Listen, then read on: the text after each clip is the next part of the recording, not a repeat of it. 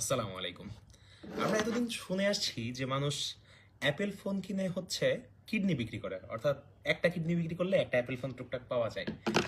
আজকে হচ্ছে আমি স্টেথোস্কোপ কিনেছি, মানে হেলথ পয়েন্ট বিডিতে অর্ডার দিয়েছিলাম, এসেছে আজকে। তো এটা হচ্ছে আমার stethoscope, Littmann classic 3 black champagne special addition.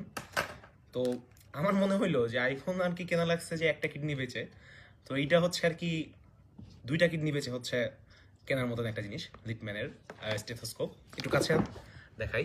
এই যে এখানে হচ্ছে এনগ্রেভিং করে নিয়েছি, যদিও লেখা হচ্ছে ডক্টর ফাহাদ হুসাইন, যেহেতু এটা পরবর্তীতে আর করা হয়ে ওঠে না, এই জন্য ভাবলাম যে একবার নাম সহ করি, এই আর কি।